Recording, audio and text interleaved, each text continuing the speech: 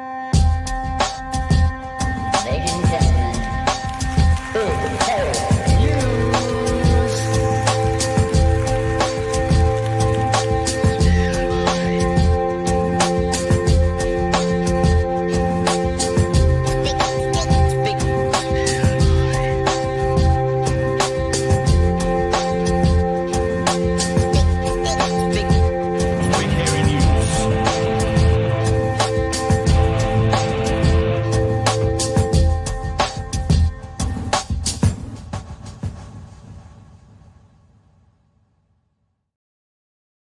Hey, kia ora koutou whānau. Welcome back to Big Hairy News Friday edition. Hi Magenta, how are you?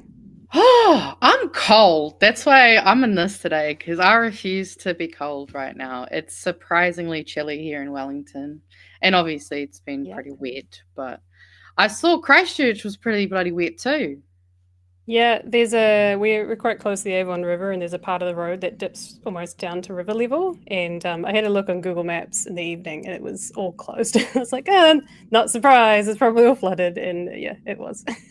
So Yeah, it's got some yay. state of emergency for some. Yeah, it looks like it was Yeah, wild across the country, really.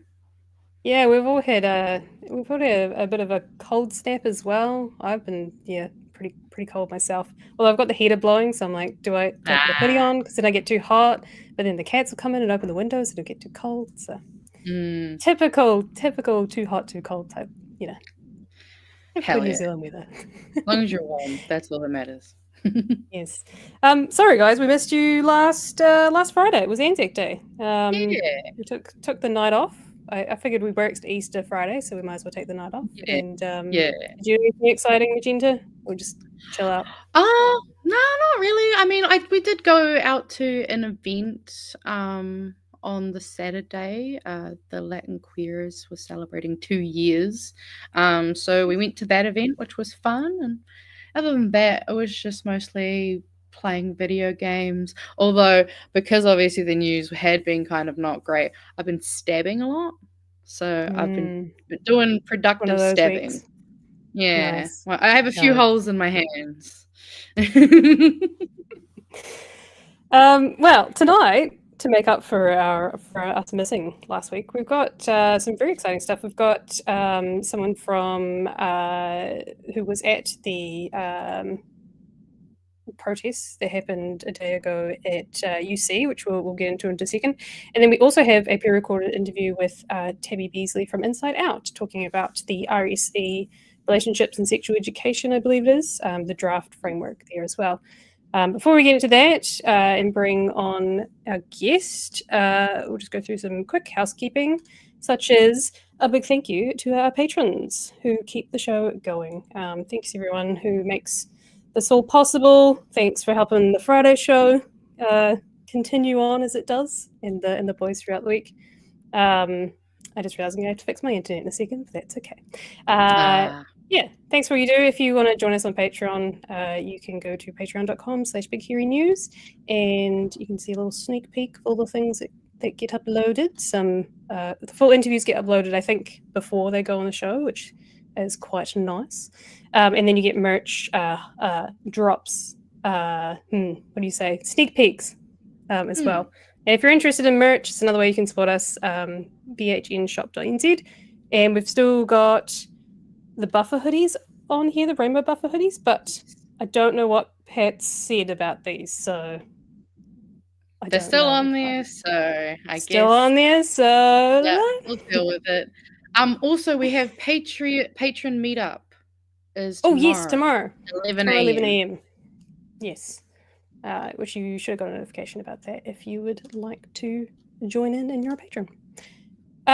Right, let's get into it. So we've got our first guest of the night. We've got Aurora from Peace Action Ōtautahi, as well as the group whose name I've forgotten, so I'm going to let her introduce it. Welcome to the show, Aurora Garner Randolph.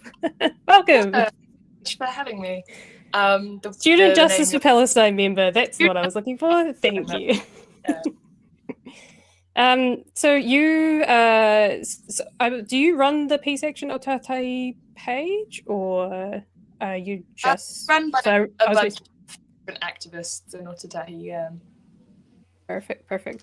So you, or the page, broke the news or updated recently that UC Security assaulted students who were protesting on the, I believe it was yesterday, at the protest yesterday. You were there, I believe, and do you want to give us a first-hand account of what went on? Yeah, absolutely. So a bit of background context is that Student Justice for Palestine has been operating at the University of Canterbury for a bit over a year now. And we had an encampment this time last year because the university was super not transparent about their investments. We didn't know whether they had investments in armaments, which is, weapons. It's more kind of civil aviation stuff, but it's also those really nasty investments around kind of weaponry and bombs and things of that nature.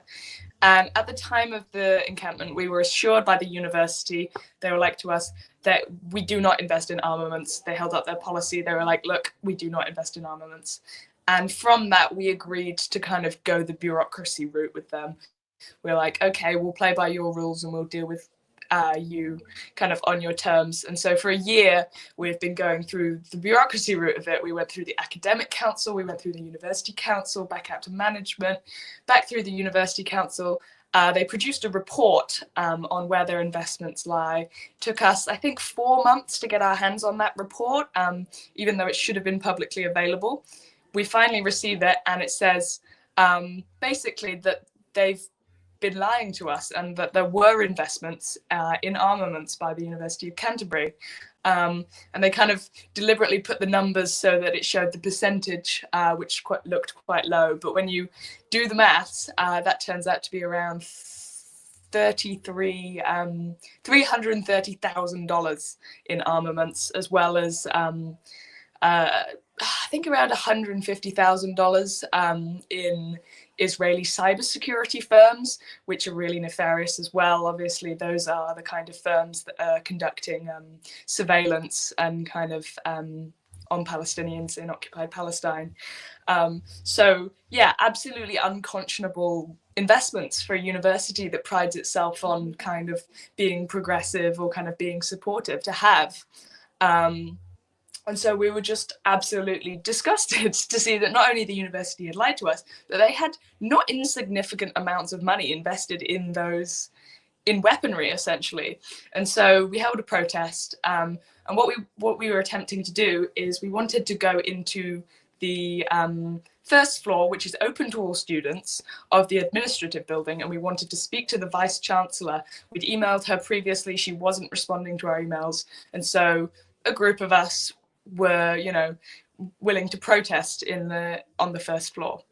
And as we approached the doors, the security guards were incredibly physically violent. I think you can see some of those clips in the Instagram post that we posted. Yeah, but I'll just pop them on the screen for you. yeah. We had people just being thrown to the ground, people being grabbed by their necks. One of my friends had blood drawn from his face because the security guard grabbed his face so hard that he scratched him and drew blood. And one protester had her arm broken by a security guard. Yeah, I think that footage just shows the intimidation that was going on. Oh, yeah, they're so aggressive. Yeah. Has anyone spoken, or has UC spoken out against the actions of the security guards, or have they said anything to you guys, apologize or anything? No apology, no apologies yet. The vice chancellor didn't come to speak with us. They basically just removed us from the building, refused to speak to us. The student association has not been helpful at all, has not come out in support of student safety. And it's just shocking that the security guards, private citizens think that they can just assault students of the university for what was a peaceful protest, what was going into an area available to students to talk to a member of faculty who's responsible for investing tuition fees, investing vast sums of money, who controls our education. I we strongly feel that we'd had the right to speak to her regarding those investments. Yeah, just really depressing.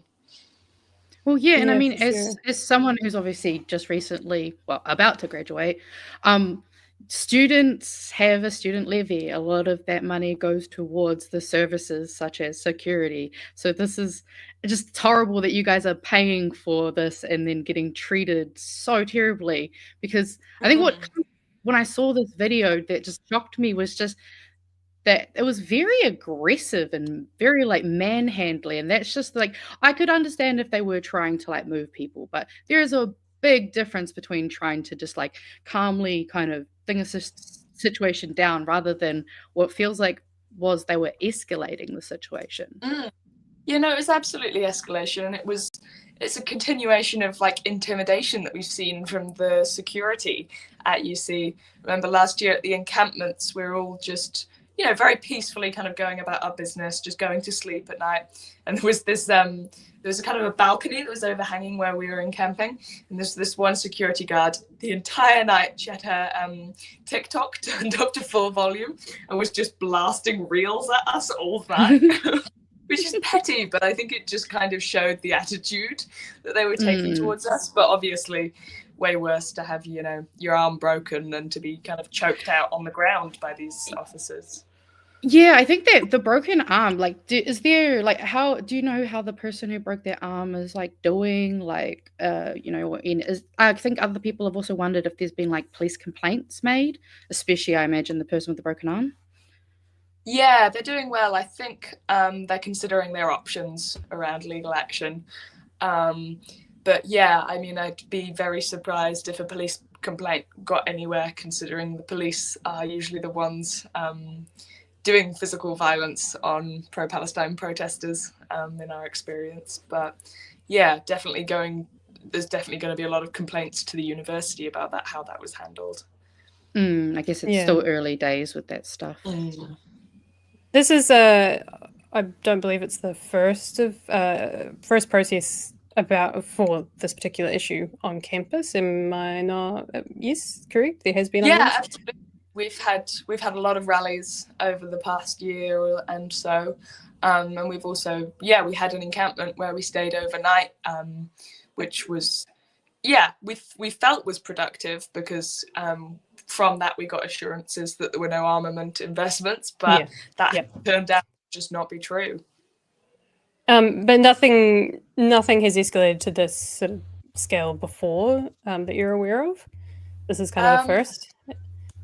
Well, I mean, at the previous protest, we were told that if we didn't vacate, basically the implication from the university was that they were going to set the police on us.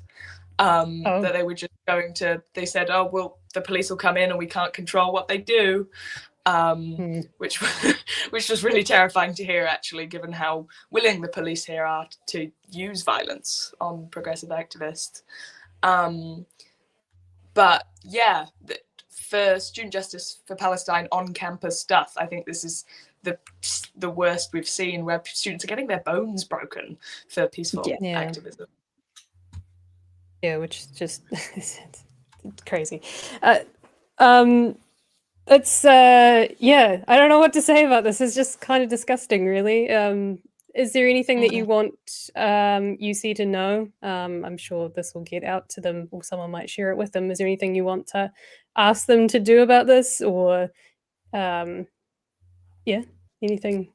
Have I frozen? No. Just no. No. Aurora's frozen. Oh no. Maybe Aurora has frozen. Oh no. No. The security guards got her Wi-Fi. No. No. I mean, while we're waiting, I see there's quite a few comments. We've got a comment here from Kiwi for $2. Just, I've done security and the guards abuse their power. Like, and I've seen this kind of sentiment echoed by a few people already in the chat that, like, I think we've all seen a bit of a, you know, what did they call it in the article on stuff? Melee. I saw melee, and I'm like, okay, that's not what I'd say, but we've lost Aurora, but they might come back, so we'll give it a second. Was there any other questions that we could pass on? if they come back. I think I saw the odd one. No, but I mean, Rogers brought up a point that actually I didn't even get it far enough to thinking Yeah. about, that whole citizens arrest thing. Like, seeing security guards be bold enough to act like that does make you kind of a bit worried that, like, yeah, it's just, it feels so aggressive in a way that is violent, not even like trying to be any form of restraint or intercepting to try and de-escalate a situation. It's just really disappointing. I mean, especially in a university setting, like universities, there's like in our universities, there's this idea entrenched that they can act as critic and conscious of society. So like it is a very fair stance to kind of question that, of like, if you're supposed to be the conscious and like critic of society, then maybe you shouldn't be investing student money into armaments that are helping with genocide. Like, that is a very valid thing to want to request, when that is partly your money, like students' money goes into, you know, all sectors of university. Sure, it's not obviously the majority of the money, but there's still student money being spent where it shouldn't be, and they should be allowed to kind of push back on that. Yeah, for sure. No, it's Justin, Yay! Aurora. Kia ora, so sorry about that. No Hey, it's worries. okay. It's completely cut out. I had to go and do a bit of tech repair. That's all right. Sweet, We're saying that the UC got to you. They cut you off. Yeah, security took your Wi-Fi. But yeah, I Yeah. mean, I was just kind of saying a little bit as like, you know, the fact that university is supposed to be the critic and conscious of society. It's a very fair thing to critique them for then investing, you know, student and other people's money into things like armaments and genocide, which, you know, is not exactly a fun conversation to have to begin with. Yeah. Yeah, and UC has in previous years and previous decades been a real hub of like radical student action. Back during the fees increases, I think in the 90s, there was students fully occupied the entire administrative building, like for quite some time, like overnight, and fully like held out against administration in protesting kind of that neoliberal agenda of hiking student fees and the treating educational institutes not as a place for learning but as a place for profit, protesting against that. But since then there's been this really depressing attitude shift where you know, these educational institutions are being treated just for profit, and universities can supposedly invest in whatever they like. Students aren't allowed to question how their institution functions, and I think that's totally wrong. That's totally unjust. Oh yeah, especially when that same institution is trying to teach you critical thinking, and then you said critical thinking, and they go, "Oh no, not like that. Don't do it like that." Don't be critical of us. Don't think too much about us. Yeah, exactly. Exactly. Yeah. I mean, my friend was making the point at the protest that in so many of those classes that you have to take, they give you a special paper or an assignment on ethics within engineering, ethics within medical field, ethics within everything. And yeah, that's absolutely right. But the moment you want to apply that to the actual world that you live in, when it actually reflects badly on them, they don't want to hear your criticism. Yeah. Is there anything beyond what you've? I feel like you've spoken to them directly already, but is there anything that you wanted to ask UC or in regards to this particular incident, or get across to them about what's happened? Just that security and the university as a whole obviously should get on with the bloomin' divestment. Like, not that much of their money is invested in armaments. It's sure $300,000 is quite a lot of money in some ways, but it's a tiny part of their portfolio.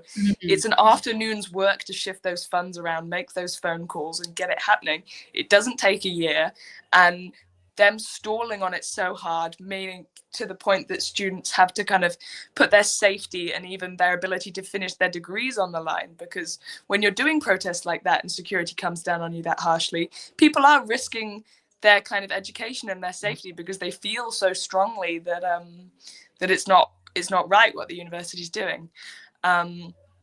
So they just need to get on with it, and like, promise will stop if you just divest, essentially.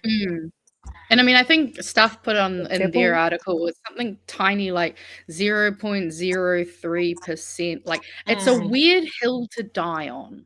Like, do It's you a really really want to weird- die on that hill? Yeah. 0.23%, around 333,000 of its UCTF fund in armaments. There you go. Exactly. Like she says, it's not hard to just go, you know what? That's not that much. Let's put it somewhere else. Maybe, I don't know, even ask the students maybe where they want that money to go. Like, that would be awesome. That would, yeah. Yeah, better things that we could be investing in. Absolutely. No, thank you. Thanks for coming on and having a chat to us about this. It's good to shed some light on it. I think Magenta's only managed to find one article, and that was just the stuff article. Yeah. And I'm glad that the Instagram post got some traction as well, so that we could reach out to you and hear from you. But Yeah. really appreciate that. Is there anything and that obviously we head off? Yeah, I'd like to do the customary plug. If people want to learn more about what Student Justice for Palestine's doing, they should follow sjp.canterbury on Instagram, because this pressure campaign is not going to finish until we see divestment. So there's much more to be seen. And if people want to see radical youth activism in Ōtautahi more generally, they should follow Peace Action Ōtautahi. So that's peace.action.ōtautahi on Instagram, because there's some amazing campaigning going on that platform against police brutality and against weapons manufacturer operating in Christchurch. Yes, I did see that in the link tree as well, which was very fascinating to have a read up on. Yeah, wonderful. Well, thanks for joining us. We appreciate it, and we'll keep an eye and see if there's any updates around this particular issue. But it's fingers crossed we see some action from UC on this particular one, and you guys get some justice on anything that's happened. I hope the person whose arm was broken is recovering. Yeah. Well, thanks so much for having me on. Yeah, and have a good rest of your night. Kia ora. You too. Thanks. See you later. Thanks. Bye. It was cool. It's cool. Yeah, Well, no, I mean the incident's not cool, but it's good to hear from someone who was there and shed some light on that. That's yeah, shit, jeez. It just felt so American, to be honest. Like, when I saw that video, I was like, what the hell? Is this our country?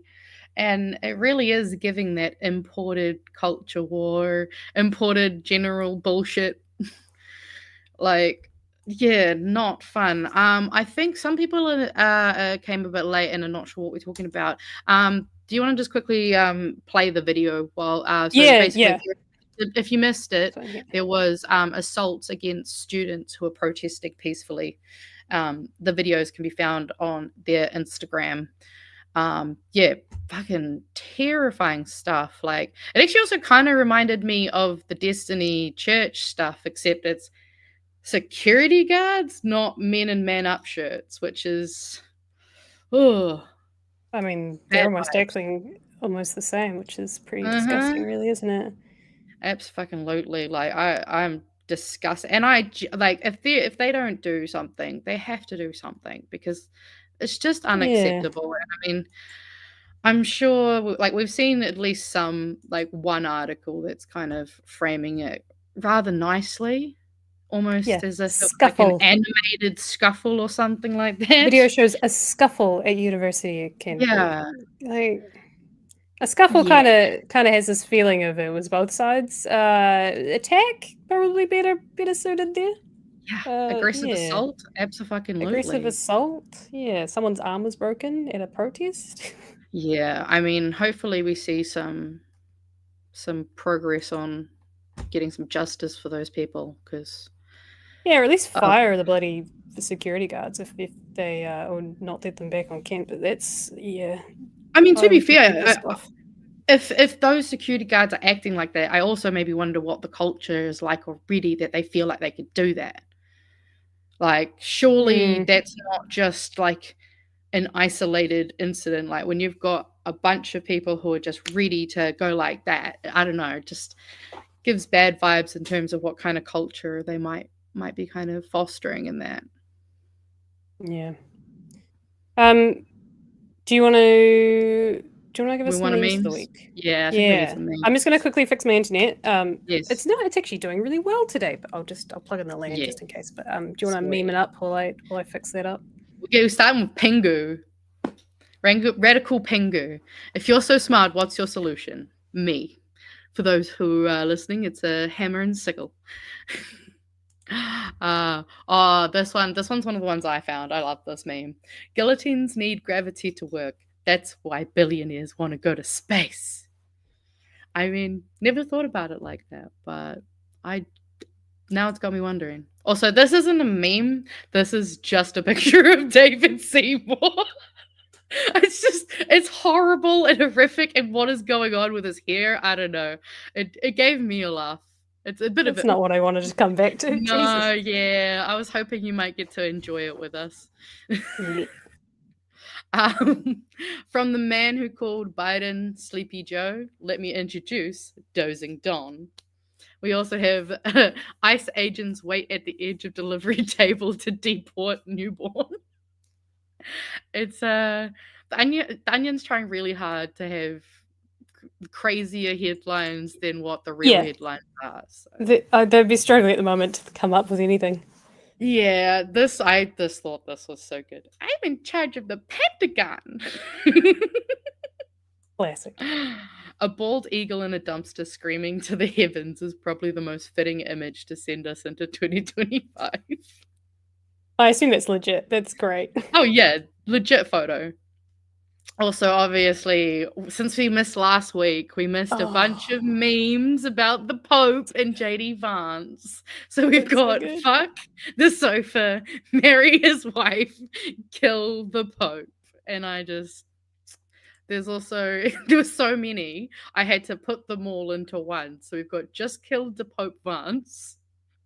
And obviously, because I love BG3, the vampiric touch meme, that just tickled me. And this will be the last one before we go into our next one. His poor swollen Donussy. Just a Donussy. Nothing to see here. Oh shoot, that's a terrible mascot. I know. Took me a second to be like, why would it look like that? And then realized it's a donut. No, supposed to be a donut. Yeah. Whatever that is. Yeah. Oh, well, that seems to put us a little bit cleanse out the bad security vibes. Now what do we got?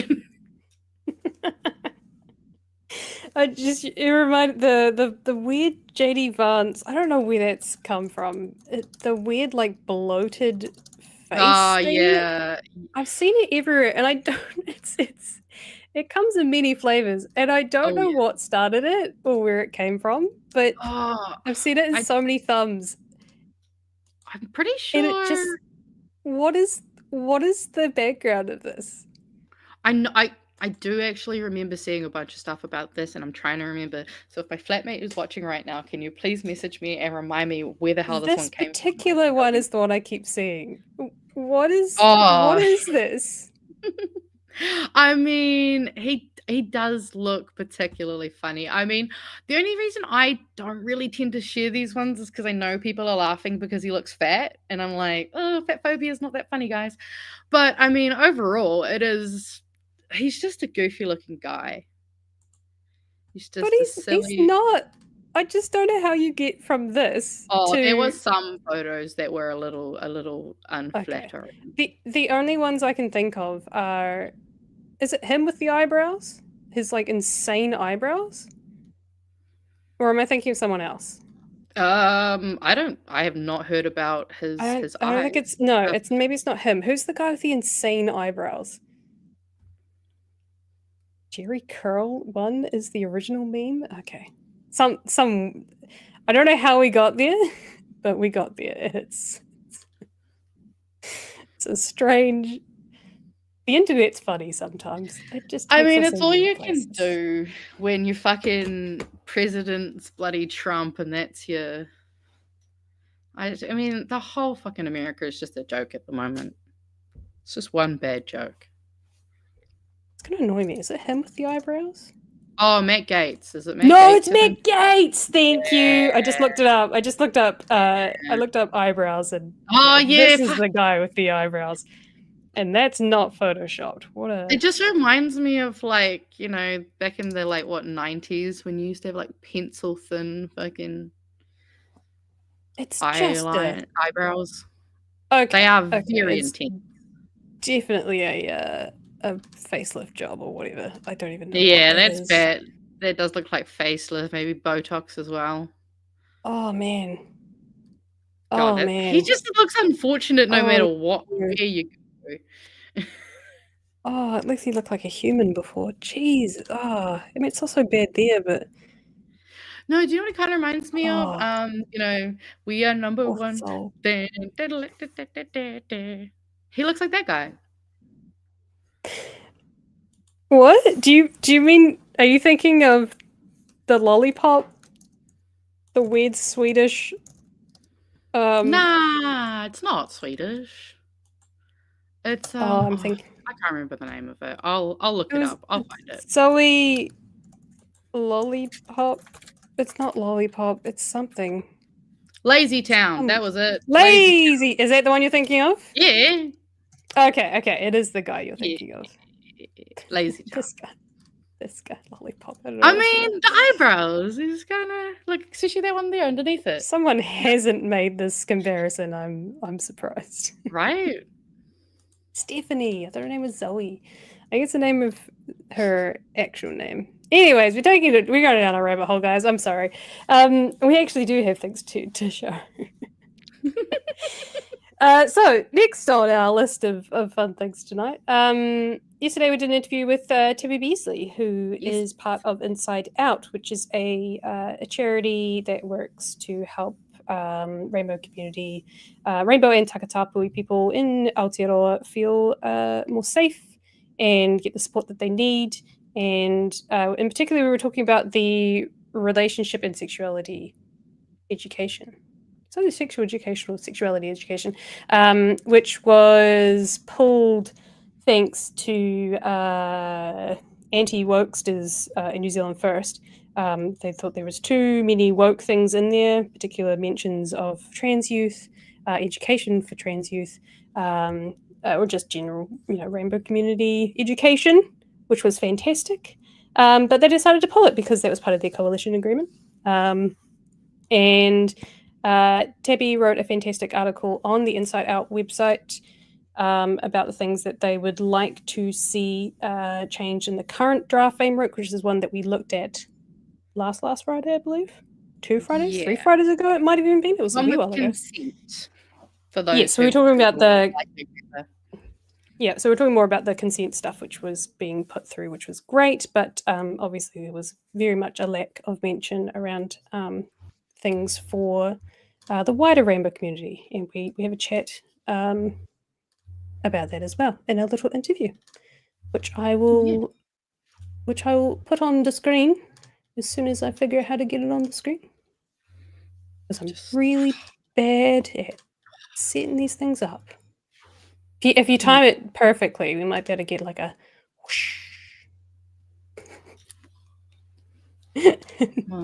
Oh, something like that, right? Yeah, I didn't quite get there. So yeah, we'll let us yesterday and Magenta talk to this, and we'll see you guys in a wee bit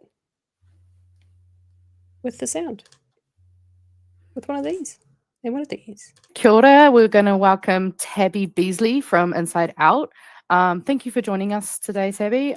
So I heard about the RSE through your posts on Instagram, the relationship and, what do the letters stand for again? Sexual education, was it? That's the one. Yep, sexual education. So I guess start from the top. Do you want to just kind of tell people who you are, what you kind of do, and yeah, we'll start there. Yeah, kia ora. Thank you for having me on. Yes, I'm the managing director of Inside Out Koaros. We're a national charity supporting all rainbow young people in Aotearoa to have a sense of safety and belonging in their schools and communities. So really keen to talk about how people can support this current consultation on the relationships and sexuality education, because there's some concerning stuff going on. Yeah, well, I guess I think it'd be good for people to know kind of like what it is and kind of then maybe what some of the concerns are around it. Yeah, so it started with the current government's coalition agreement, when New Zealand First kind of put in there that the current or previous now relationships and sexuality education guidelines that support schools needed to be removed.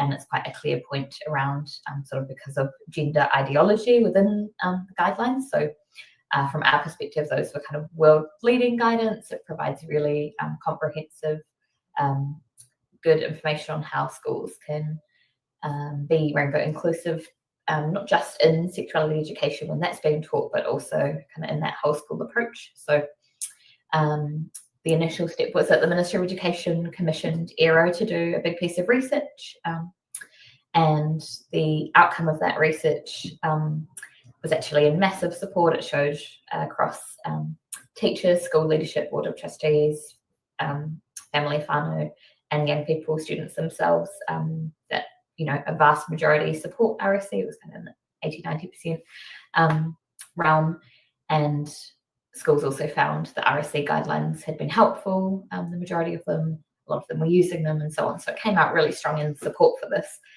But because of the coalition agreement, I guess National were kind of trapped and felt like to tick that off, they had to remove these guidelines, even though the research was showing that schools support them, which is really sad. And for us at Inside Out, it's quite concerning because it's this politicizing of young people, of trans identities in particular, and of really essential education that people should have access to. That should not be something that's being negotiated.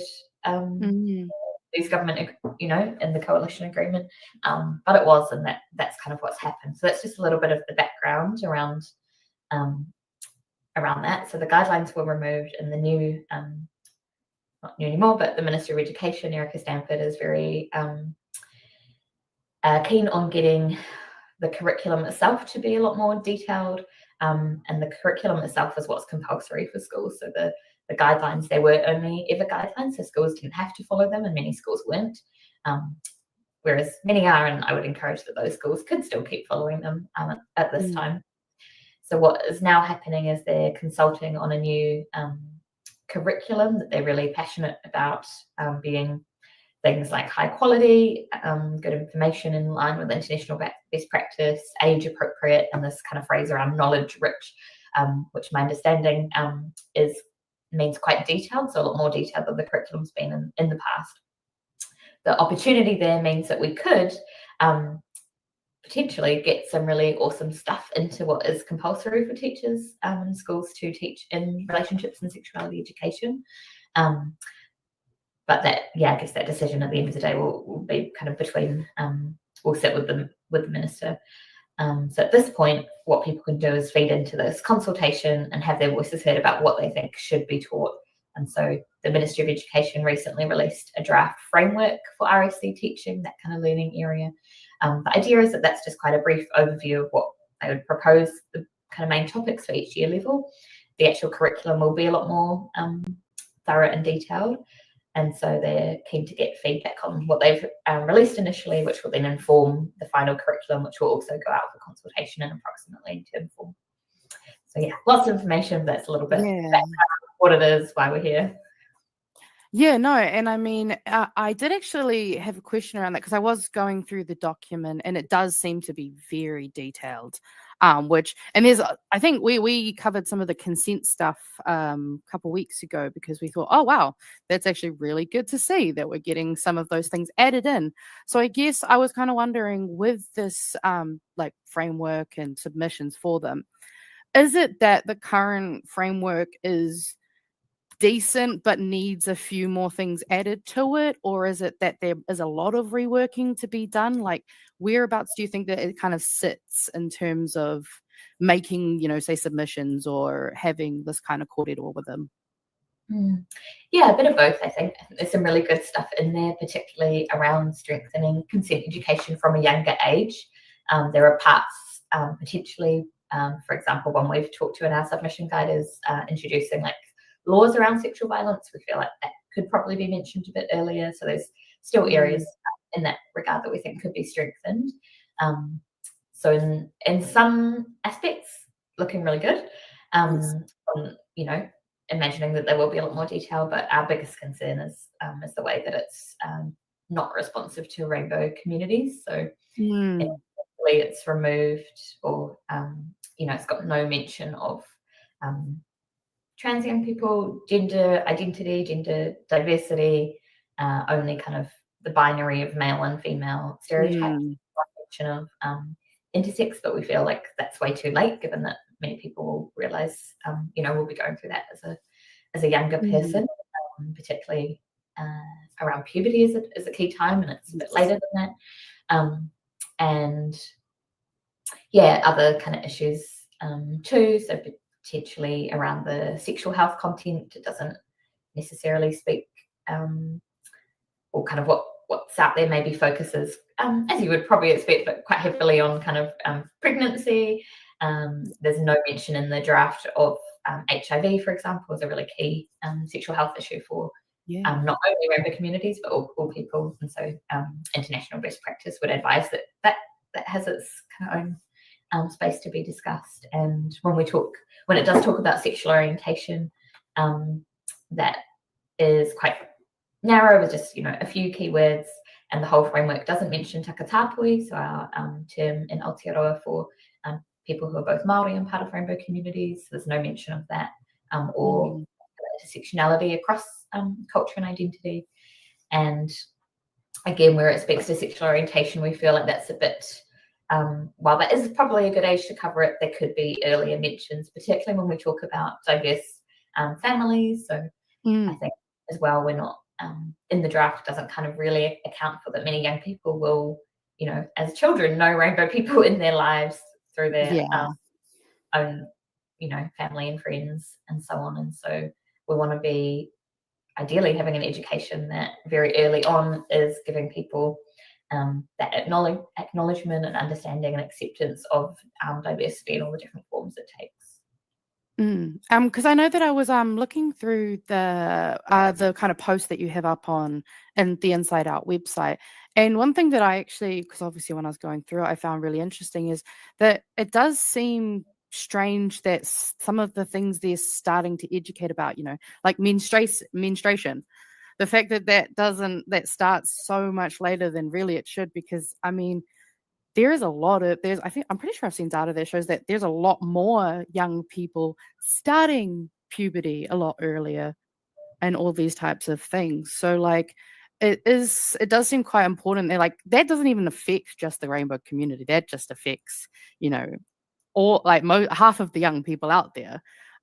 Same with even just the like puberty and contraception. I noticed contraception isn't actually introduced until high school, which seems far too late, because I know at least when I was growing up, there were people in intermediate who were already kind of, you know, they're curious, they don't know, because we were only given some, you know, I remember we used to have these green and purple booklets, and you'd have to go and separate into girls and boys, and they'd only tell you this stuff if you're a girl, and they'll only tell you this stuff if you're a boy. So do they still do that, or is the kind of education a bit more fluid now? Because obviously it's been a while since I was in school.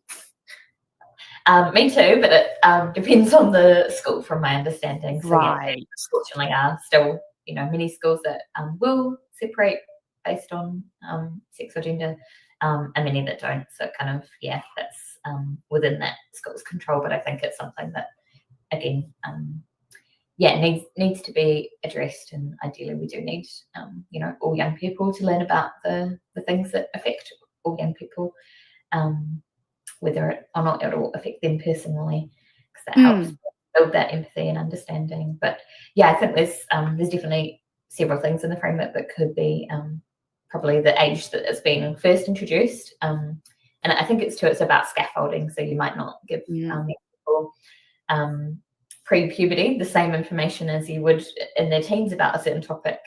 But you start to introduce it, particularly, for example, with the topic of menstruation that you raised before. You know, if someone hasn't yet been taught about that, whether that's from school or within their whānau, then things like that to just happen can cause a lot of fear, shame, and all this kind of stigma around it if you haven't had that good education. So one of the key things they are asking for feedback on is which year levels people think certain topics should be taught, whether they've got that right or if there needs to be adjustments. So would really encourage people to have a think about that. Think about what age you would have liked to have that information if you didn't get it, or if you're a parent, what age do you think would be useful for your children to be learning about that? What age would you be starting conversations with them and want it to come up in school? Or what have you noticed if you have children and what they've already received in education, what was missing, and so on? Yeah. So I've noticed that, I guess I'm wondering, is there any kind of, I guess, quick guides or kind of, 'cause the document itself is obviously quite large. There is a lot of information in each category. And I imagine for people who are, probably keen to have their say on this, but maybe it's a lot of effort and a lot of time, mental effort. Like, are there things available for people to kind of get a bit of an easy intro into where to start and what to look at? Or is it kind of maybe a bit of homework for people? Like, what's your advice in terms of that? Yeah, I think you could go as little or as much as you want with it, really. So there's a few submission guides out. So you can go to insideout.org.nz/blog, and I believe it's the one of the most recent posts there around kind of some of our analysis and some feedback. We're not telling people what to submit for each question exactly, because I think it is important that people put that in their own words, but we've got a lot of kind of broad themes and a few key suggestions on how you go about doing it. I can talk about that too. The Green Party have also will be shortly releasing, I'm trying to remember if that's might be tomorrow or next week. They'll be releasing a submission guide which does include a bit more of a template that people could kind of copy and paste. Nice. Sexual Wellbeing Aotearoa have also released some guidance. So there is definitely stuff out there.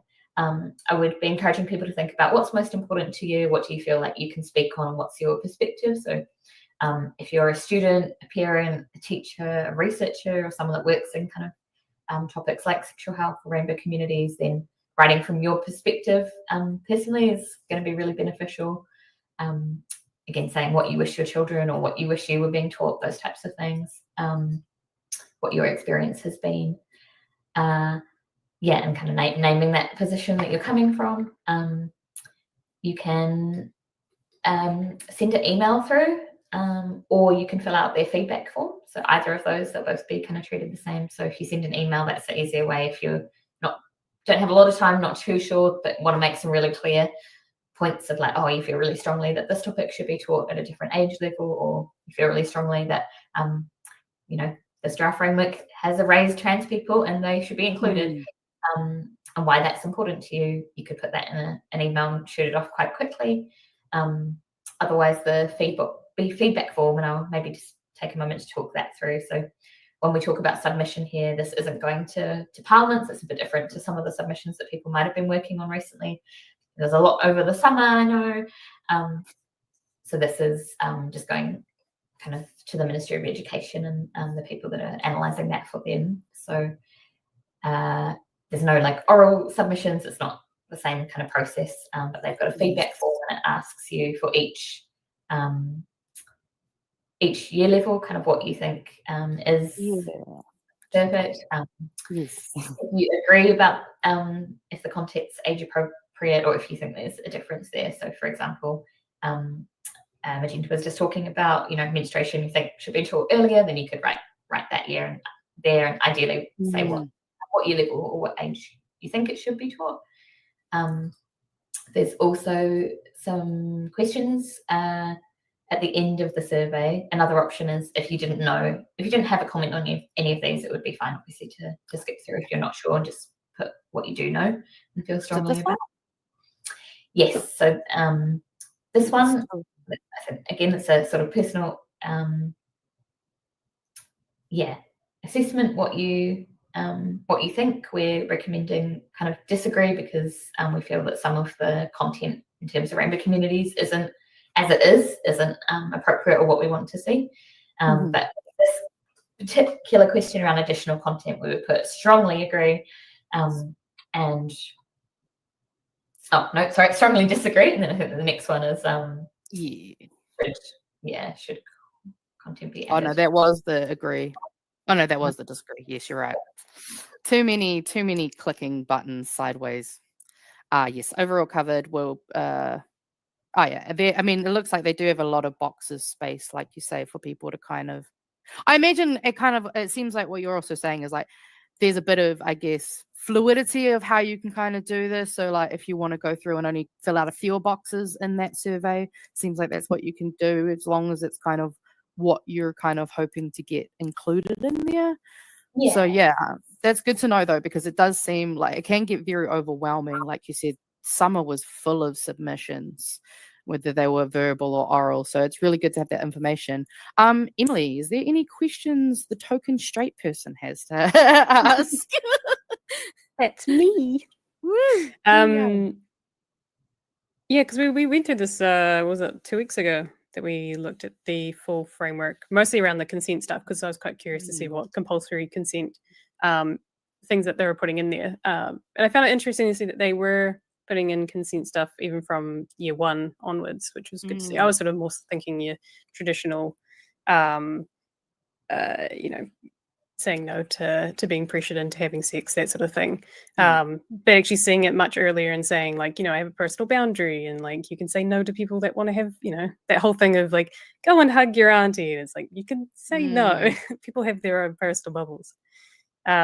But yeah, no, it's good to see that there is some guidelines around what things we could see added to it. One of the things I did note was in their framework that they've put out, there was mention of, I think there was lesbian, male, female couples was mentioned in there, but again, there was no sort of that trans or anything in the wider spectrum was not mentioned at all. So, yeah, a few little things I was surprised to see, but yeah, I definitely think that it needs to go a lot further, and certainly seeing some of that compulsory stuff that we want to see for the rainbow community for sure. Well, yeah, there you go. And yeah, you've got 1 out of 1 for lesbian. Only 1 mention of lesbian in this document. Sure, it's true. And heterosexual and homosexual only. Oh, and bisexual. No pants. Oh, and bisexual was the other one that I was like, oh, okay. Okay. Yeah, they just couldn't do the full spectrum. They're just like, oh no, these ones are safe ones. We can do these ones. And that's their binary that they're really reinforcing there. Yeah. One of the questions I did have is that I didn't actually realize that there wasn't any mention of HIV. Do you know whether or not it was there in the original framework that they'd gotten rid of? That's a good question, actually. And I think it's an area that for a long time organisations like the Burnett Foundation have been advocating to be stronger in sexuality education. So off the top of my head, because it's not an area InsideOUT specifically does too much work, and I'm not 100% sure if it was in the original guidelines. And obviously sexual health is, and STIs are mentioned in a broad way. We just believe that that's one that, deserves to make sure it's getting that specific attention, and that any conversations around sex, STIs and so on aren't just taught in a heteronormative, cisnormative way. So that means talking about types of sex that aren't just what is commonly spoken about, to make sure that all young people are safe around that. Yeah, I think I've found the document. I think I might have found the document. We might actually have to have I think what I'll do after this is I might go have a bit of a sneak through that document, and we'll see what else we can kind of look at tomorrow maybe, because I think that's one thing that I do find, because like obviously I remember when they mentioned that they were taking it away, and obviously there was a lot of people who were very vocal about that. But yeah, I think it would maybe be good for people to even get a bit of a this versus that, some contrast, so they can kind of see like what our kids had that they've taken away, since we know, like with the lunches, you know, they did the same thing. They took away the good thing and they replaced it with a bad thing. And I feel like this is just another example of this, unfortunately. I guess one of the questions I do have, I don't know if you know this, but I suppose if you're in the space, you might have some idea. But do you think that I know as part of the coalition agreement, and New Zealand First were the ones that pushed to get rid of all the, the woke stuff they didn't like. Do you think that with this revision, they can get it 95% of the way back to where it was without to get it past this stupid, ideological war there is going on right now? Do you reckon they can get it back to where it was without pissing them off? I don't know. Can you do that? Do you reckon they can? I don't know. It's a difficult one, I think. Yeah, there's two aspects. They can say that they've met the coalition agreement because they've removed the guidelines. So I would hope that they say that and then continue, through this consultation. I'm sure they will hear the importance of speaking to trans identities and so on within RSE education that gets put back in. That will go out, obviously, again for consultation later in the year. Hopefully, that's what's presented, and inclusive education is presented forward for the government to approve, and it goes forward. And my hope is that that's what will happen, and that the actual curriculum piece will be stronger around what should be taught, whereas previously this, it was quite vague, didn't really specify anything around rainbow identities, communities. So, the good part of that too is if it's in the curriculum is that is a really clear directive coming from the Ministry of Education for schools of what they have to teach compulsory and make it compulsory.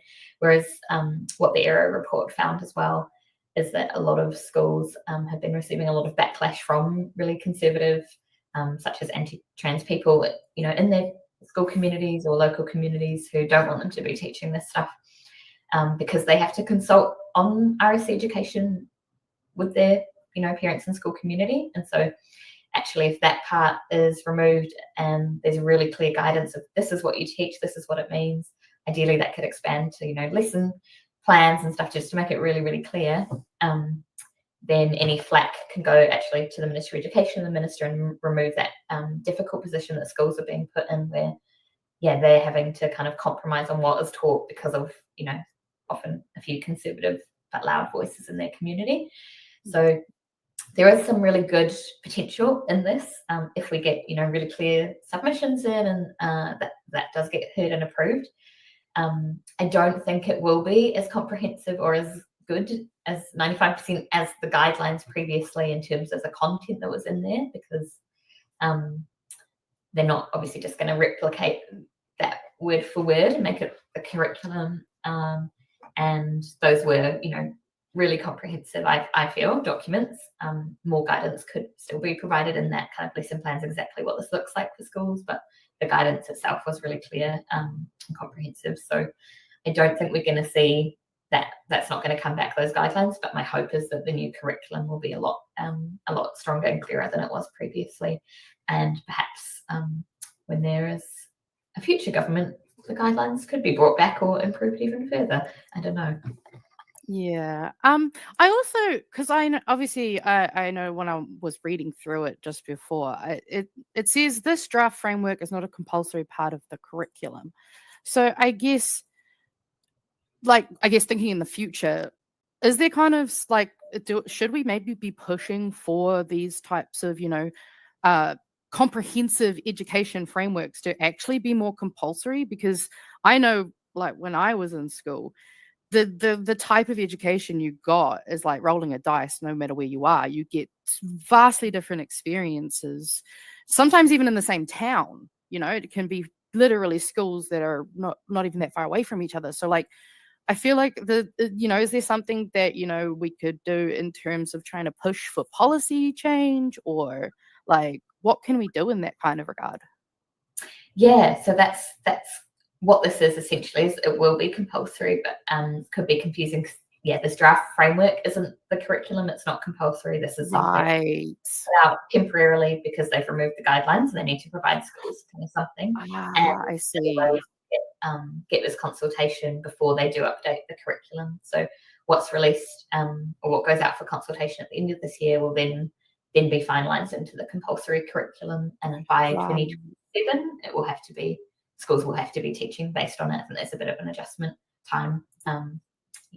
So I guess that's why making submissions on this is so important. So I guess, so what I'm understanding is that what we put in our submissions and then how they take that and form from this framework will be set in stone, will be taught around the country. Okay, so that's, that wording is so confusing because we were talking before you came on and we're like, what do they mean? But no, that's good to know that it's like your paper license, I'm guessing. So, you'll have this for a little bit and then we'll get the real one. Yeah, so your submission will form the new compulsory curriculum, and there'll be a chance to consult again on that later in the year. Okay, that's awesome. I'm glad to know. I also noticed though they didn't put a time. So they say the cutoff is on the 9th of May, which isn't very far away. So hopefully we can really get this kind of out to people before then. But do you know if there's a time cutoff? So the submissions, and we have asked for extensions, and unfortunately they're not available. So the cutoff, is next Friday, 9th of May. I don't know if there's a specific time of day. If it's not mentioned, then no. Sometimes 5 p.m. But if it's not specified, then no. And then back kind of term 4, so toward the end of the year, the next round should open. Oh, okay, cool. So just because I know that New Zealanders love to leave their assignments till the last second. So that's why I was kind of wondering if you had any idea, because we were scrolling through and I'm like, is it 11:59 or is it 5 p.m.? I need to know. It's not specified here. Well, yeah, I mean, they made it hard enough to find that link, so we'll make sure that we get links out to people. I guess it feels like we've kind of covered everything. Is there anything else within this that you think that we haven't touched on that you want to kind of let people know about? I think we've covered a lot. Probably my biggest point again would be around people really submitting on the point that there's no mention of our trans young people in this draft framework. And we want education, not erasure. It's time for us to protect trans youth. This is a time globally and in Aotearoa where trans people are under extreme hate and threat to their rights and existence.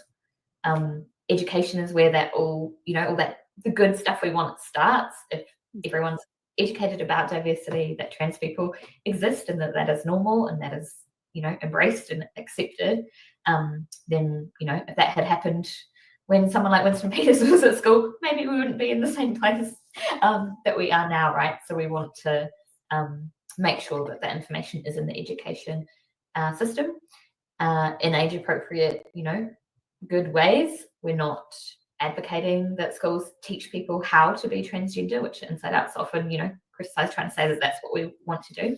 We've got no interest in there being, more trans people or anything like that. It's not about that. It's about acceptance. It's about suicide prevention, mental health prevention, bullying prevention, when other young people understand that some young people will have this experience and can accept them in that school community.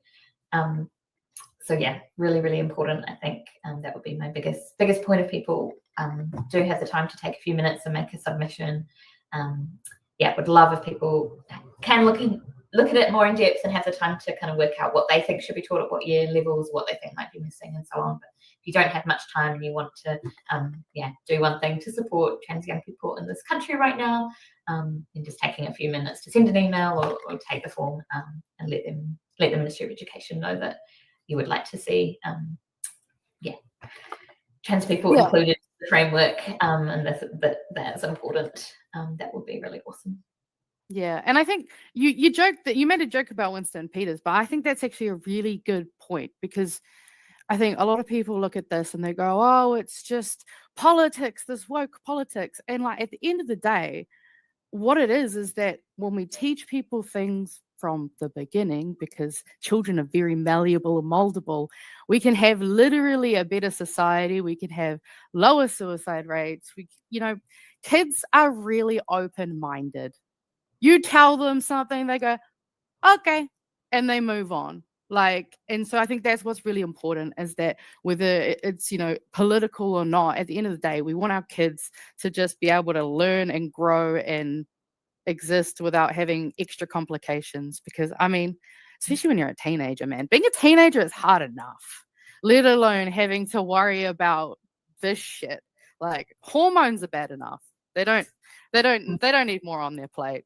So Absolutely. And it's, I think it's also, with this idea about that it's like teaching people, they can be whatever they want, they can be trans.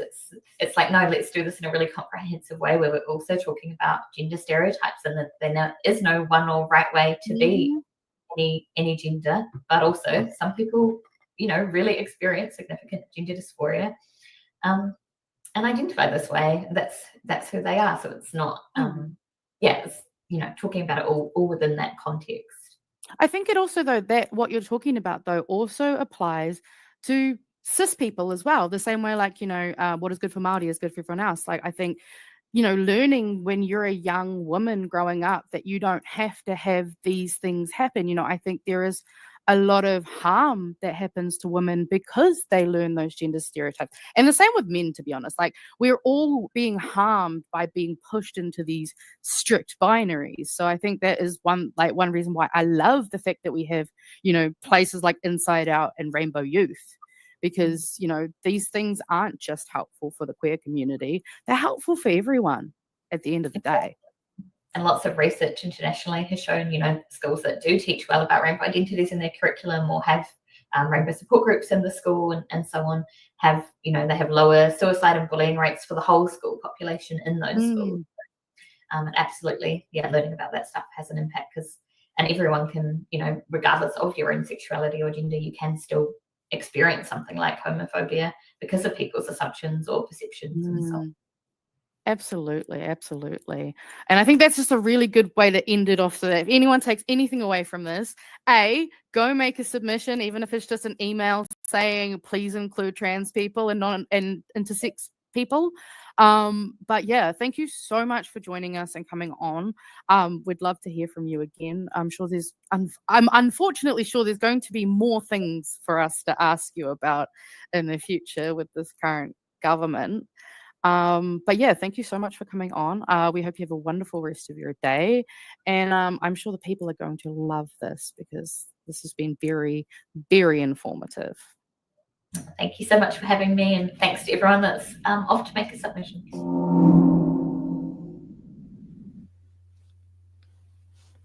It's us. And we're back. Oh, it was like, why can't I hear you? That was our interview with Tabby Besley, which thank you so much for coming on the show. It was great. I hope everyone enjoyed that. I saw some great chatter in the chat. Yes. Some fascinating chat in the chat, I'm sure. Yes. Anything to add from what you've seen in the conversations in the chat there, I Magenta? mean, you probably saw my comment about how we might have a quick little discussion about how education scaffolds. So seen some comments talking about not wanting to teach. I think this person kind of pointed out, people think that sex ed for young ages is about sex, when it is not. For younger children, it's mostly around bodily autonomy, boundaries, and consent. And that's what a lot of what this framework does, from ages from year 1 all the way up to year 13. It scales and levels of appropriateness. Relationships, they talk about at year 0 to 1, they talk about family structures, making friends, understanding feelings, asking for help. They don't even get up to gender stereotypes and those types of things until about year 4. And again, they're appropriate to the age. So at that, year 4, the appropriate thing might be like, hey, if a boy wants to put on a pretty pink skirt, don't be a dick about it. Like, they scale. Doesn't mean that they're gay. And the thing They're is, still a boy. You don't know. There's a lot of different things that are encompassed in sex and health education. Like, learning about what your body parts are and do is a part of that education. So it's not teaching young kids about sex, it's teaching people appropriate for their age things. Like, I saw other comments about how Yes, here it is. They used to put, you've probably seen them. Like these are still in a lot of bathrooms, as they used to have period product burners, and so you used to have to. Unfortunately, you didn't have the nice bins we have now, where you can kind of discreetly. You had to go out of the cubicle and go and just like pull this thing down and like put them in. And they had that in primary school because guess what? Kids in primary school can get their period. So maybe we should make sure that those kids don't freak out, because when you're young and you get, these things happen to you a bit earlier than other people, it can be so much like more scary. But if you actually know, oh, this is something that could happen, at least you go, oh, okay, I've at least heard this could happen. I know it's coming. Like it's nothing nefarious. It's just teaching kids accurate things that they should actually know about. Like when I was in school, I didn't get taught that women could get butt hair. I thought that was for boys. Guess what? Anyone can get butt hair. Sucks. And that's what I mean. It could be stuff that's as silly as that. Stuff like that can make a person take away freak out. anything from tonight's episode, it's that everyone can get butt hair. That's the big hairy news of the day, guys. We're done. Shut it down. That's all the RSE needs to say is RSE, all ages, everybody gets butt hair. Exactly. Edumacation. Edumacation. Oh. Am I? No, it's not too much information. It's just enough information. When I was younger, I would have liked to know that. Well, now you do, all right, guys. Do we want to do a quick meme before we go to our next one, or do we want to go next one and save the memes for the end? No, go on. Meme it up. Go on? Yeah. Well, I mean, we're starting with a good one. Dress for the job you want. #widow. Hey, America, how's it going?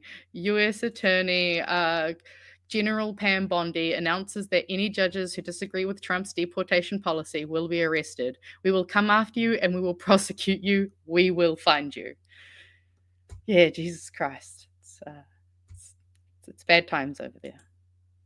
So how have you been coping with everything? With sarcasm, mostly. How's that been working? Yeah, it's been super great. If Doge has found billions in fraud and abuse, why haven't there been any arrests? Makes you think. Also, I'm sure we all loved seeing the judgmental kids that were staring, like this kid's face on the right-hand side, the way he's staring him down. We also have this beautiful collection of all the reactions that children had to put to him. It was too good. Absolutely losing his shit. Right? And they're like, Dad, calm down. This is weird. You're so weird. Why are you being weird? Stop it. You're cringe. There's no evidence J.D. Vance killed the Pope. There's no evidence J.D. Vance didn't kill the Pope. In conclusion, J.D. Vance should be deported to El Salvador. It's only right. It's only right. And 0 days since last war plan leak. Sorry, attack plan leak. And just billionaires worldwide. The growing awareness that you can cyberbully them. And it has been getting quite immense. I kind of love it. Judith Collins in training to be a Talofa's witness. So dumb. It's and then we'll finish on these ones. Star Wars Episode 4, a new Pope, and J.D. Vance killed the Pope. And then someone's like, if this is actually how I find out, I swear to God. So someone found out the Pope died thanks to a Alvin in the chat. Yeah. It's a fun time. I think I too may have accidentally stumbled upon the Pope dying in that J.D. Vance killed him.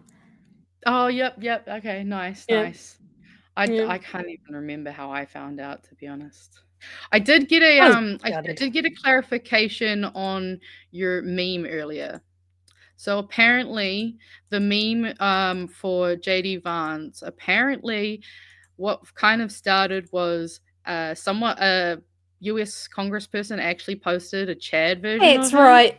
Yes, someone like way over chiseled his jaw, and people were like, "That's not what the fuck Yeah, is it's that?" the Chad filter, like the Chad filter, and so That's right. that's where it kind of started. But then there was a second meme which I have ready to go. We've got the meme detectives on it right now, and then this one was posted after the Zelensky, which is what then snowballed into what we saw earlier, and that's your meme education for a Friday night. Thank you. I need some clarification. Also, I'm laughing at your next meme because it's one of my like first anime they ever watched, which is saying a lot. But before we get into more memes, we've got our last story of the night, which I thought was just a nice little feel good.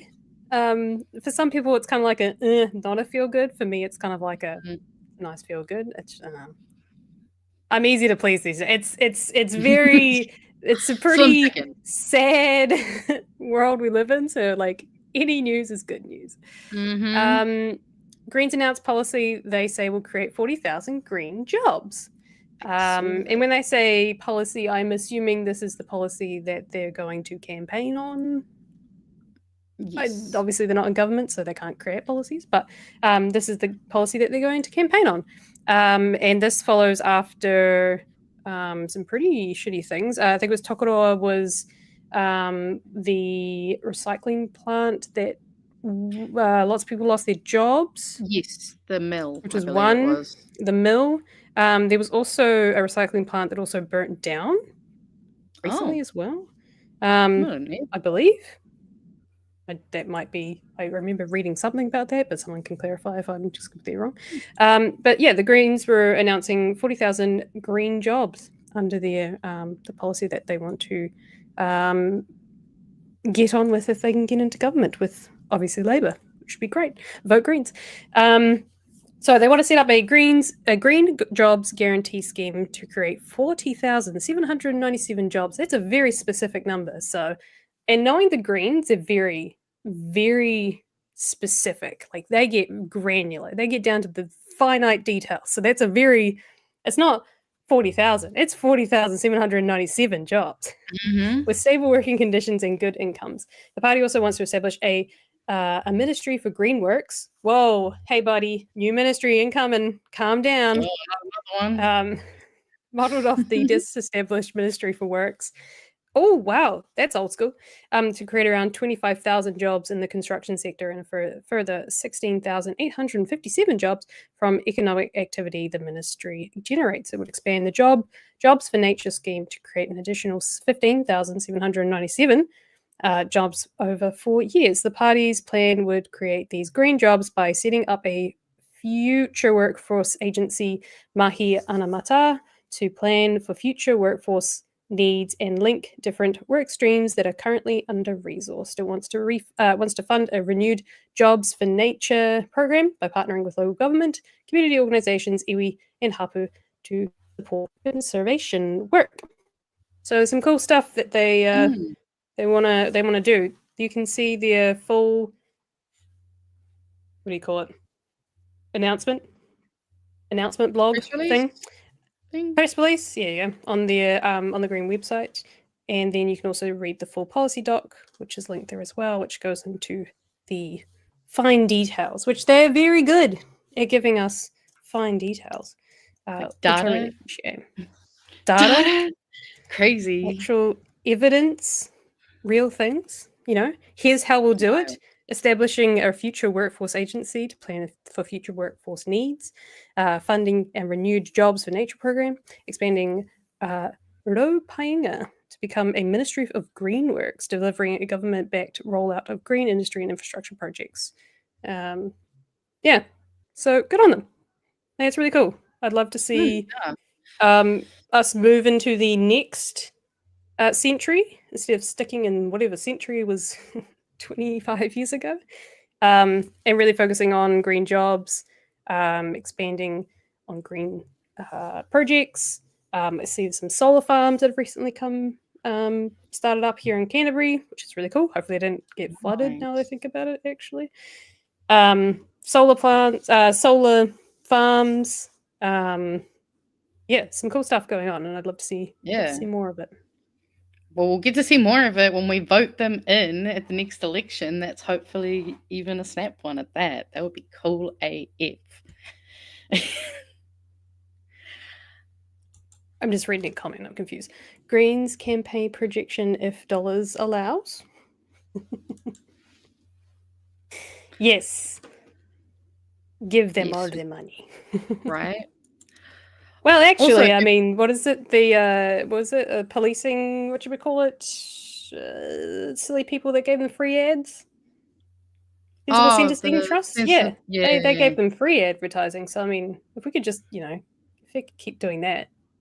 Yeah. Or I don't know, take money from fucking landlords and I don't know, invest it more wisely in some dumb thing. Just reminds me of how incompetent they are. But hopefully we can have a actual competent government. Also, if we wanted another good news story, I've got a tiny little one we can have a quick look at if we want. Oh, go on. Yeah. I found this the other day, and I figured, given that we've had Dr. Payenda on a lot, this is pretty cool too. Ooh. So, Hikui for Health, it's currently on at the moment, and they're going to be reaching that they're ending in Wellington, which they'll be here on May 8th at Parliament Grounds from 1 till 3 p.m. But yeah, they are two doctors who obviously want to help. They want to turn their anger and frustration over the decline of New Zealand's public health system into a bottom-up blueprint for change. They're on a 2-week Hikui for Health, the length of the North Island, talking to as many people as possible about their experiences of the health system and their ideas of how it could be fixed. They got a secondhand van that they're traveling in, dubbed the Vanbulance, and it itself is a mobile work of protest art decorated by Dunedin painter Nigel Brown, which some of the pictures here you can see everything's been covered, the whole thing. They also documented the process on their Instagram. They've got a lot of videos. Some's documenting the actual artwork. Others they've got I think it's like a few part series that you can go where they talk about their main issues that they have seen within the health system that they want, to be changing. And I just thought we really need to have these guys kind of put up, because I'd never heard about this, and it's already going on. I think it was just about started when this article was published. So yeah, it's just good to see that they're taking their activism, they're doing something with it, and yeah, it's awesome. I just thought it was really cool because obviously we've had a lot of more negative stuff around the stuff going on with doctors and the health system at the moment. So it's cool to see these guys going around talking to people across, obviously, the North Island, not the South Island. But yeah, it's only going to be 13 days limited to the North Island, but it's also self-funded. So they do have a website that people can go to if they want to. I will just copy the link to their website and pop it into the chat. Actually, I'll put it to all. If you want to go learn more about their kaupapa, but potentially donate if you can. They're like, hey, even if you could chuck us some food if we're coming through your town, that kind of stuff. Just a really cool little kaupapa that they're doing. And it was nice to see something positive around health, given the week we've had. Mm-hmm. We've racked up some super chats, I just realized. So shall we tick those off, and then you can finish off with the last of the memes. The last of the memes, guys. Got a lot of memes, don't worry. Daniel McGuire for $2. Thank you. Says do crime, do gay. Happy weekend. Love it. I like that made it into the weekly show as well. I did notice that. I was like, oh, there's a little tap. Yeah. I was like, oh, Papa's gonna. If you know, you know. Kai Matata for $2 says BFAB, ACAB, ACAB. Yeah, means ACAB stands for ACAB. All cops are bad. All cops are bad. Thank you. I only know AFAB, which is just completely. Oh yeah. No. It's not that one. Yeah. Not AFAB. I was like Okay. No, amen. no. I didn't think so. I was like, I'm pretty A Yeah, I was signed like, what? Caucasian at birth was going to be that, maybe. new. Elijah for $2 says, on a positive note, rest in piss, Bob Jones. I did see that. Sure there's lots of comments about that today. Kai Matata for $10. Right. I'm going to pass this over to Magenta because I'm going to butcher this. But I really Thanks, appreciate this comment. This is great. Māori kupu for transgender. We have Ira Whiti, identifies genderqueer, Ira Ke, agender, Ira Kore, gender fluid, Ira Huri, non-binary, Tāhine, trans woman, Tangata Ira Wahine, trans man.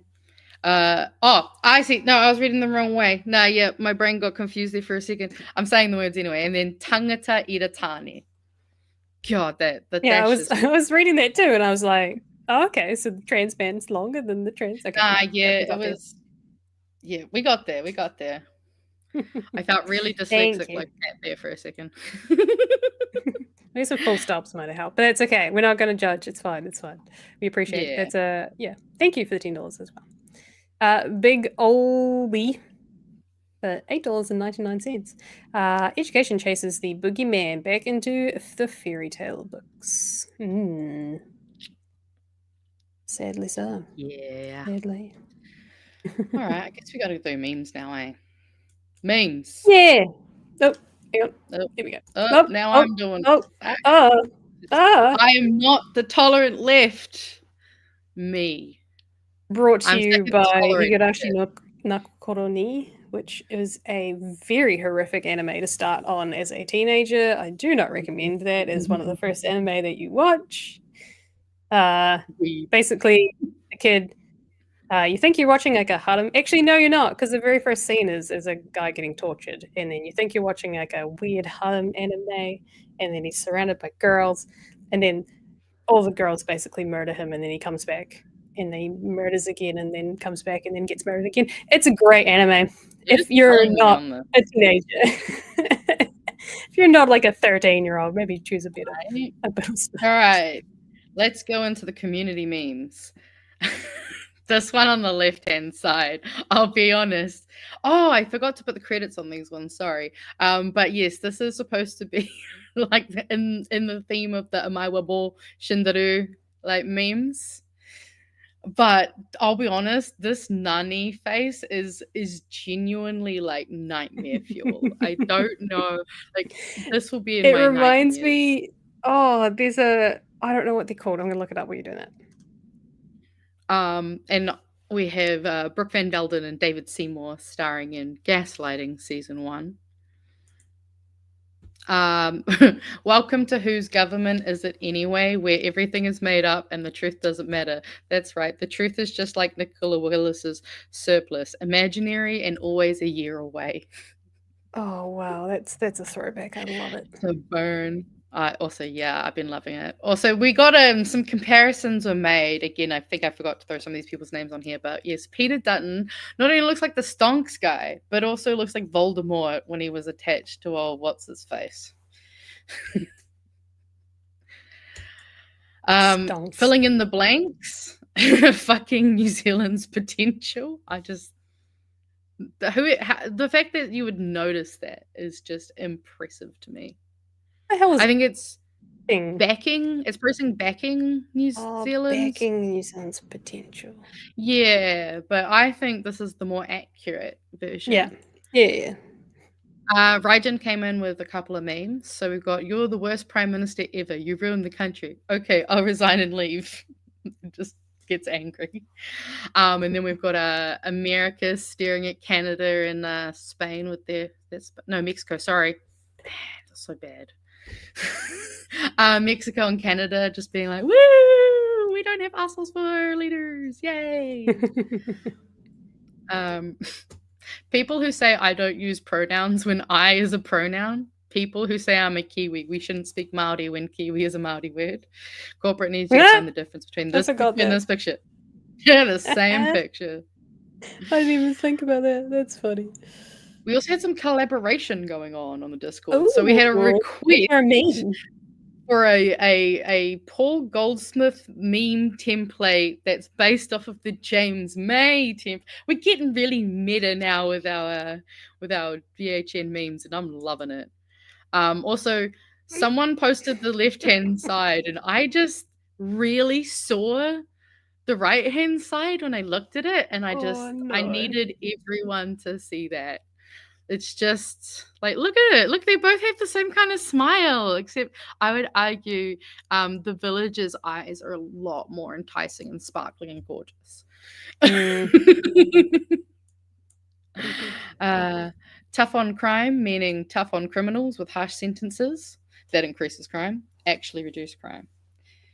Then we've got Auntie Nikki, start economic king. Damn it, New Zealand housing market with bits tacked on. It's just really not doing anything. Also, we have a who's their Pokemon. It's oh Jesus. Yeah. It was beautiful. We have another one. I mean, Kaimatara's just been going, like, mate, giving us a lot of gold. We got One Term Man, which just chef's kiss. We got a Chad Chloe. So you think everyone should be housed and fed? Yes. Yes, I do. We have another old throwback meme, thanks to Kaimatara. One does not simply finish a term without me triggering a snap election. Which, loving the throwbacks. Ooh. Defund social services, stop disability payments, defund Cook Strait ferries, defund education, defund healthcare, defund public transport, defund job seeker payments, science research, minimum wage, school lunches, first home grants, police, defense, water, rail, climate action, the public surface. Nah, to defund the police, even though they have. And then the creation of the week, which I think this technically was from last week, but it's still just too beautiful to not say this is both my favorite from last week and this week. Just I love it. I want this on a t-shirt, Loki. Could you imagine? I feel like this is also Chewie's political campaign poster. Like, this is the image for it. Yeah, maybe not this, the what do you call it? The Japanese starburst. It has it's some nationalist, not so great connotations, but yes. I'm sure we could. General, I'm sure we could. Yeah. Maybe it's a few small tweaks, but yes, you absolutely. you can refine things after the first draft. Yeah. I mean, but yes, I love it. It's great. I thought it was brilliant. It's I just very cool. loved it. Yeah. And that is the memes that I found. Nice. I'm glad that we managed to fill out a good chunk of the show with some memes. Yeah, we had quite a few. Just, even things out, It's been a week and a half and more. Yeah, no, it was weird. It was weird not spending Friday with you guys. It was definitely an odd feeling. But it was nice to have a break. Someone has corrected me. It looks more like the North Macedonia flag, not the pre-war Japan flag. It's the yellow that does it. Okay, cool. Good, cool.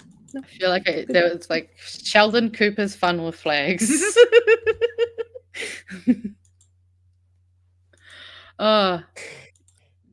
been a good one.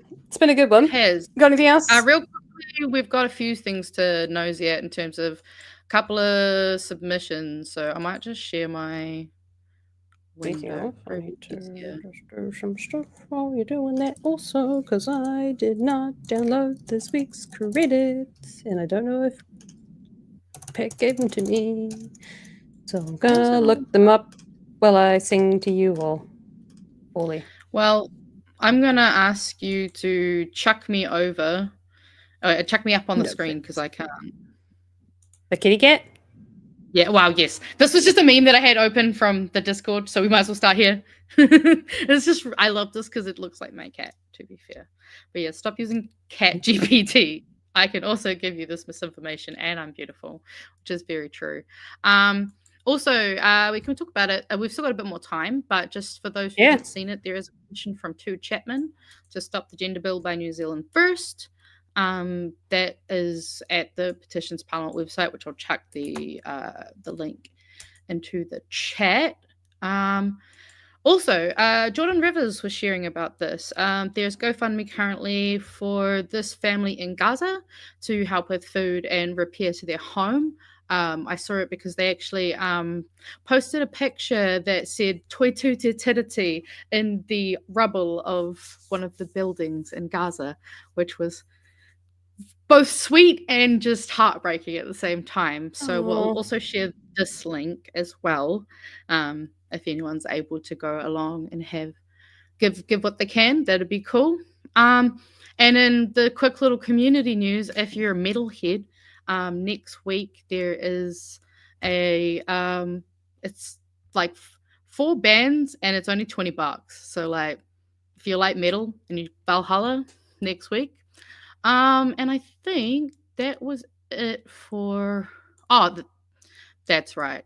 I was gonna show you guys this. It's so dumb. Oh, I think my partner was referencing this, and he said, "Have you seen it?" And I said, "No, I haven't seen it." Delulu with no Salulu, Mr. Speaker.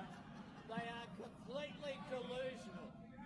Completely delusional, Mr. Speaker, when it comes to that. Well, Mr. Speaker. I mean, there's just something I don't know about if it was quite quiet, but I hope you guys Oh, could hear no. that. Whoa, whoa, ah! Take me off the hang on. screen. And I can replay it if we need to. It was 'Cause I can just they are hear- completely Delulu with no Salulu, which is probably about a year ago's popular Right. term. So we've I got mean, behind it. It's okay. It makes sense. Here, we'll quickly share it again so that it's got better audio for the people. Oh, wait, the house found. No Salulu, Mr. Speaker. They're They loud. are completely delusional. Hopefully that was loud enough for you guys to hear. But There you go. it's Anthony hang on, just say Albanese replay it. saying, replay? One more Replay, time? replay. All Wait, one more all time. right. One more time. We Hit got the time for check. this. Hit the check, DJ. Well, Mr. Speaker, they are Delulu with no Salulu, Mr. Speaker. They are completely delusional. Completely delusional, Mr. Speaker. Oh, I love when old people try to be cool and relevant. It's giving Pokemon Go to the polls. Our people who may or may not be watching from the other side of the aisle, can we please mimic this, if not quote this sometime in Parliament in the next couple of weeks? Or this Has next to week. be. Surely I the know someone's OnlyFans watching. guy can. Like, because I showed you the video from that's Australian government as well. So like, surely he can go and teach them a thing or two. Maybe give them some advice for their TikTok or something. I've been having some thoughts about big horny news, by the way. I just thought I would share this and see what I'm going to get like a bit of a what do you call it? Radio check. So, only because there's, just for Friday chatters. This is getting weird. No, it's not what I mean. I'm so confused, chat. I don't know what's happening either. I've been wanting to do. I wanted to start an OnlyFans for like just go and vote, and doing some really funny teasing that I'm naked. I won't Political be naked. thirst traps. Yeah, Political basically, thirst and I'll just traps, have like over my chest. I'll just have. Oh, my favorite was, "Do you fuck with politics?" And then another one that says, "Because politics will fuck with you." Hell Perfect. yeah. Perfect platform for this. Right? I mean, I'm No, in. I'm in. I was thinking, like, man, politics is so depressing at the moment, and no one wants to engage with it because it is so depressing. So I was thinking, well, if you could make politics fun and kind of cheeky, wouldn't it just be so much better to engage with? Like, imagine, this is going to be weird.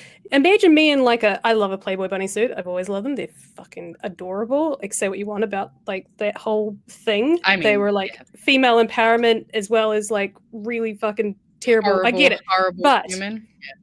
horrible humans attached to that, but awesome for freeing, girls in their sexuality in the 60s and empowering them.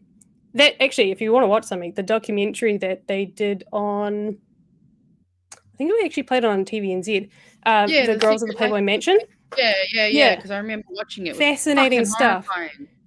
It was horrifying, yes. But the fascinating thing I got out of that was the woman looked back on it so fondly because they were like, it was so empowering and I love this bunny suit and it makes me feel, and I look at it and I feel amazing, but also it's attached to these horrific memories of shit that happened during that time.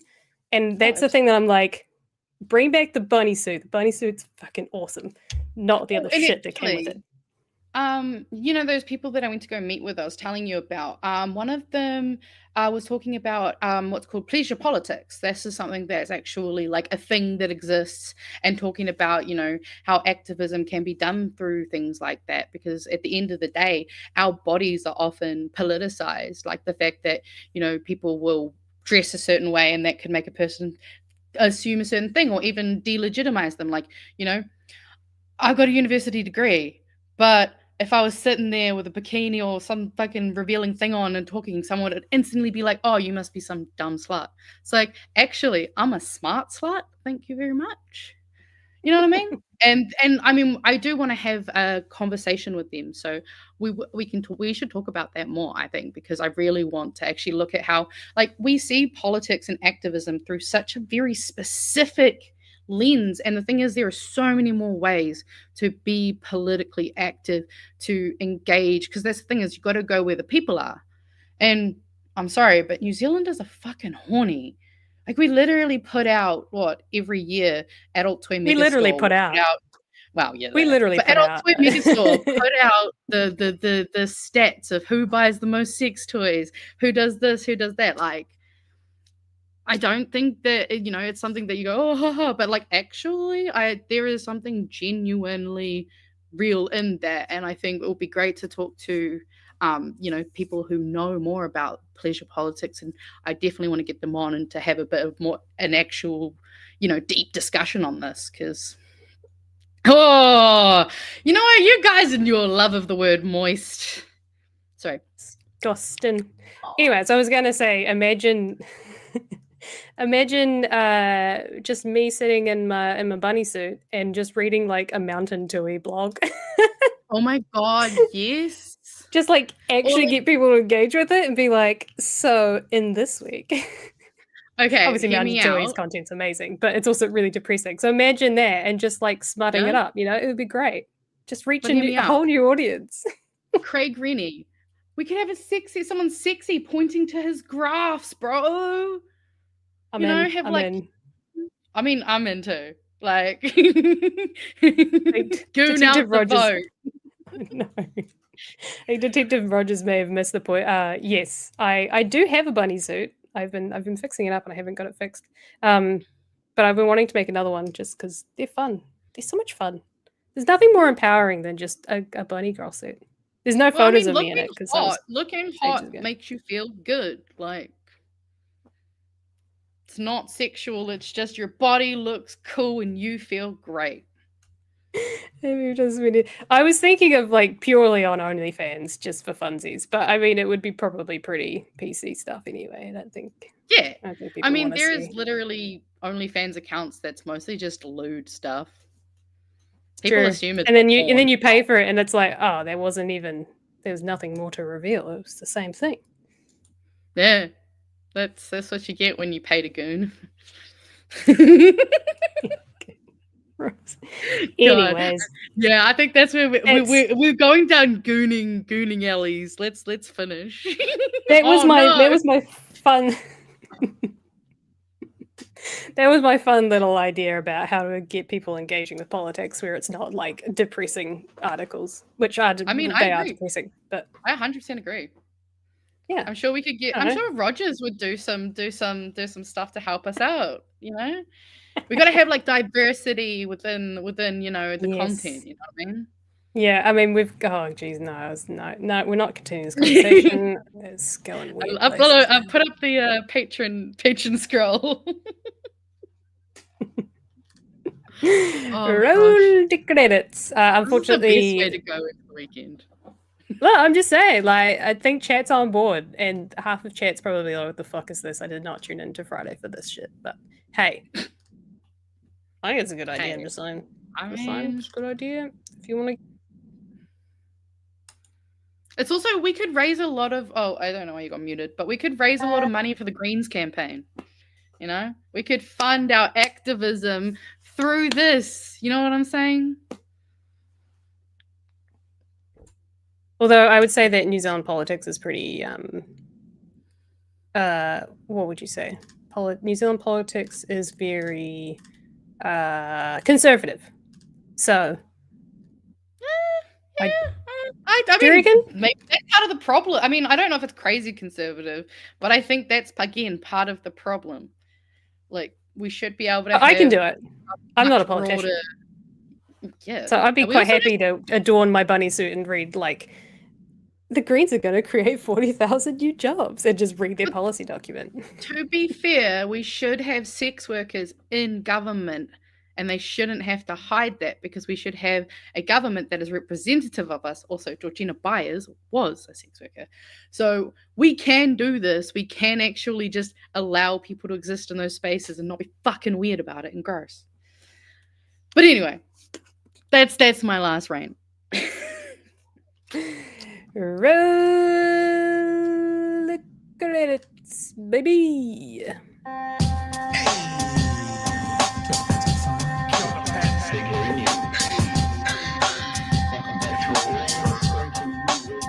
Help us settle a debate, whether it be thoughtful or funny, even if we're all creatures of hate. It's a fine line that we're walking together. For better, push aside the temptation to berate. Let's take a note of the corners we stand in. As many points as the hairs on my chinny chin chin. When the news that we're watching is hairy, knowing all the things that we need to be wary of. Like the rich have the hand out for rewards, while the many have to work out what they can afford. And the rest of us aren't paying attention, or maybe have questions we're too worried to mention.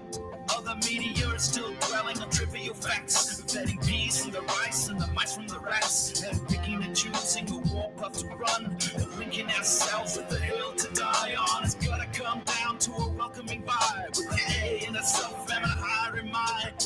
All have a lean either this way or that, and will be analyzed by both Chewie and Pat. With the evil in the world trying to mess with your head, and you're sitting on the couch, you're thinking chivalry's dead. Each night, 2 nights, they're gonna sing you to bed. It's big hairy news. I don't know what's going on with my screen today. I keep pressing buttons and I don't know. Oh, geez, calm down. It's doing things. Anyways, thanks everyone for joining us tonight. I was reading back through some of those comments and I was disgusted in some of your... Just disgusted. the use of moist should be banned from our chat. Anyways, thanks for watching. I hope you enjoyed our guests that jumped on. Thanks to Tabby and thanks to... Oh gosh, I forgot her name. Aurora. So sorry. Aurora, thank you. And we will be back with you next Friday for more bright, hairy news, as we've now been officially dubbed, I think. Mm-hmm. That is, especially after that Tabby interview. Everyone was commenting on how bright that interview was. As it should have been. But yes, it's been lovely to be back with you all. I missed you guys heaps, so have a good weekend and keep cool till after school. And Pat will be back with you at 9 PM on Monday. All right, KJ, bye. Bye.